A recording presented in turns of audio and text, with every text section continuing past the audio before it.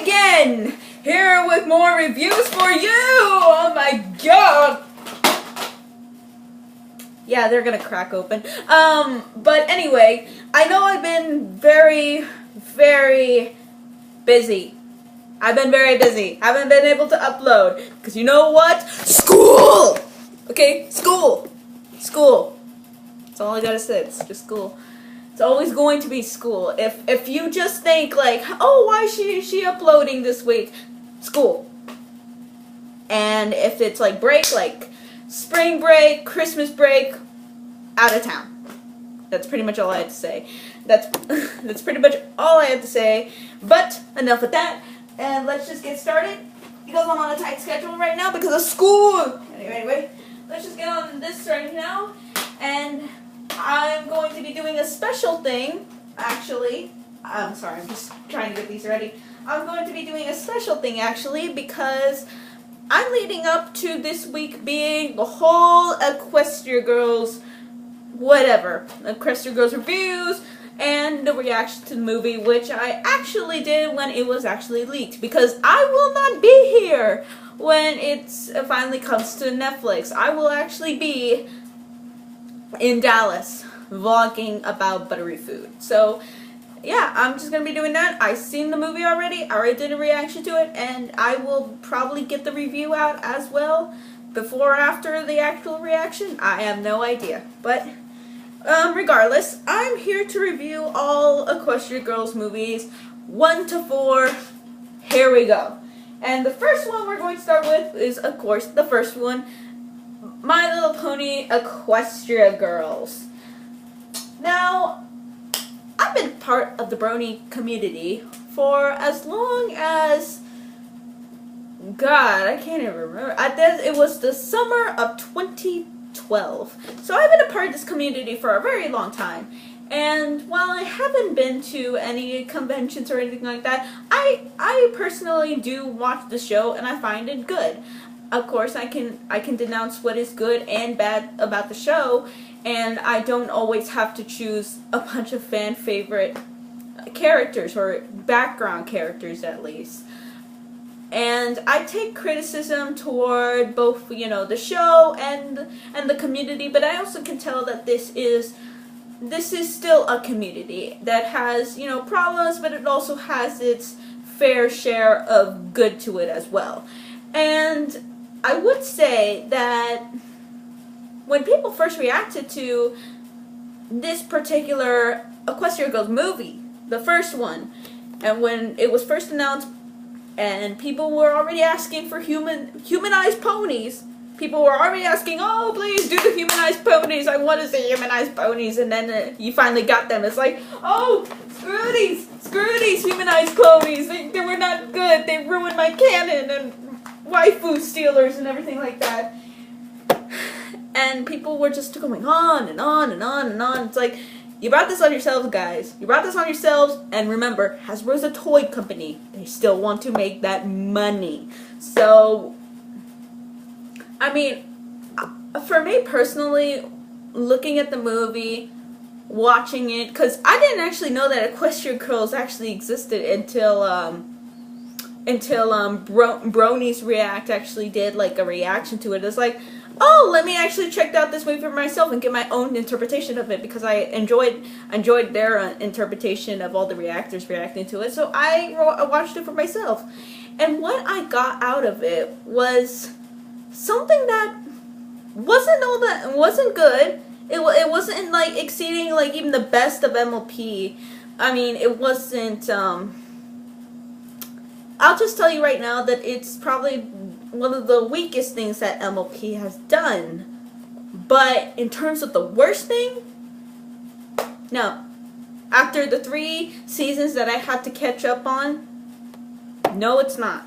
It is really, really not. And people keep on treating like it's the worst thing that the MLP Generation 4 has ever done, and I don't think it has. I don't think this has even come close to probably one of the worst of things.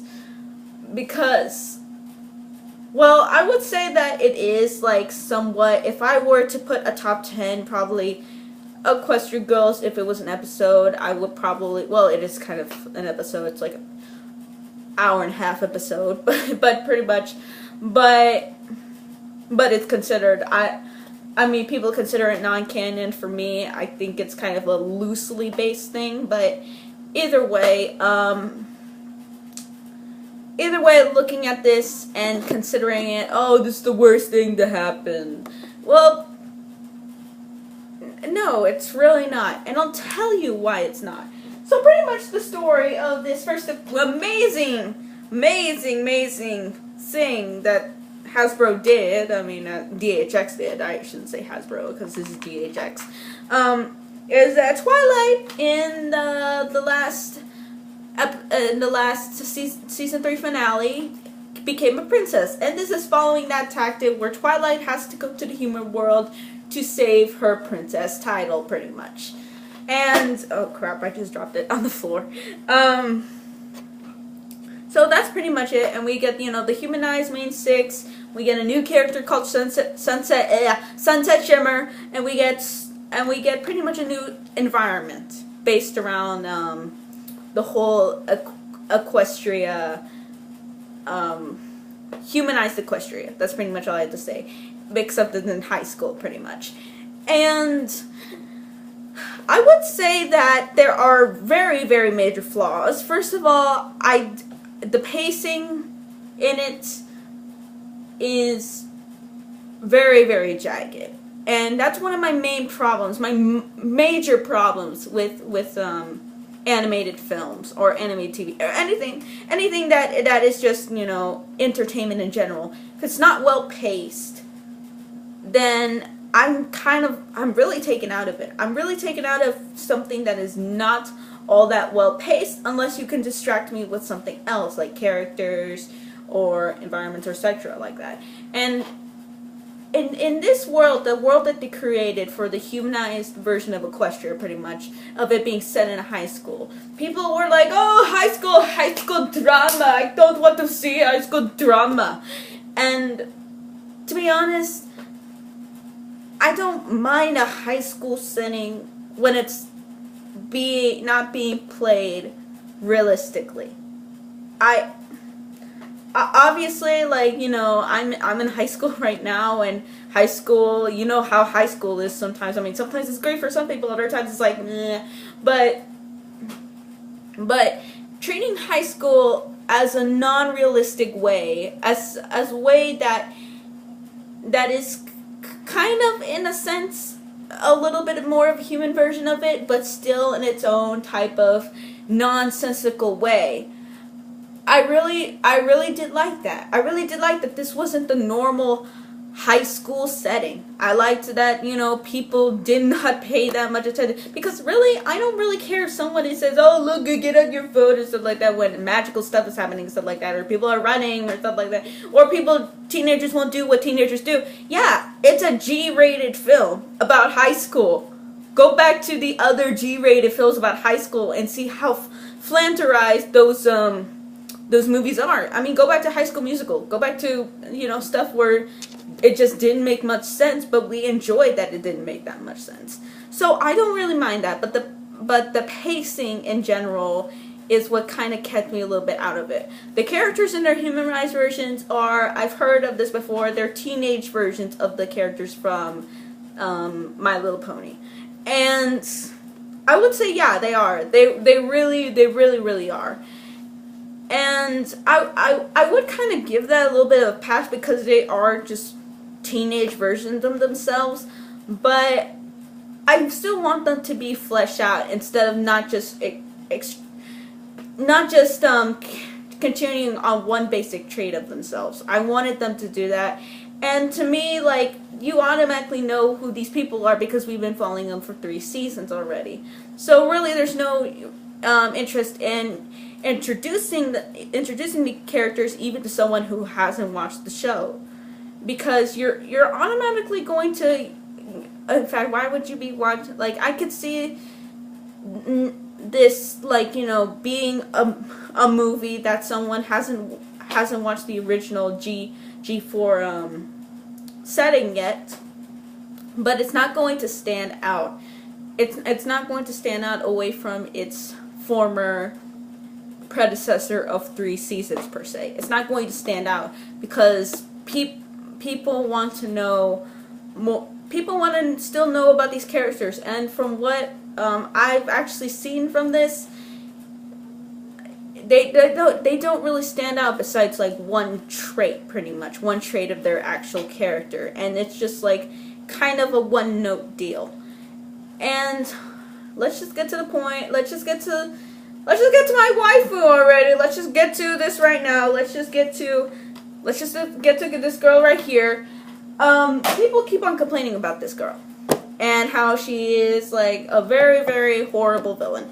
And I would say to some extent, yeah, she is kind of a really like a bad portrayed villain in a sense. But I would say that it is more in that like mean girl type stuff. And while people kind of can see, like, I understand if people just don't like that stereotype of the mean girl per se, but in her case per se, like, there's one scene that I actually do legitimately like her in, and that is the hallway scene. And I don't know, she's just kind of being a little bit manipulative. Someone that can kind of be a little bit manipulative but still act like a teenage girl, even though she was formerly a pony in Equestria. So that scene, like, you know, kind of established her a little bit, but then again, it's also kind of a little bit dumb how she's playing it. Like, you know, she didn't know what the element of harmony would do if it went to the human world, and asking Twilight for that. Of course, I could see still the flaws in that scene, but still kind of enjoy her before she turns all demon crazy and whatever like that. So I could see, you know, I can still see the flaws. I can still see so much the perks of having Sunset Shimmer as a new character. I can even kind of see the non-realistic high school setting in this. I can see Twilight becoming a human for the first time, actually, and, you know, having to deal with that and her quote-unquote funny antics per se. I mean, I personally found them, you know, funny, but, you know, I can understand people also just don't find it funny. And also the music in here is, I mean, it's still, you know, Daniel Ingram and stuff like that, but I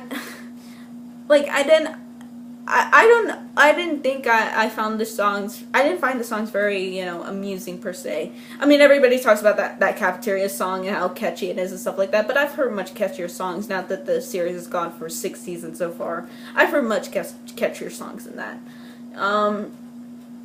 And well, you people think, oh, you're gonna join the bandwagon of hating this movie.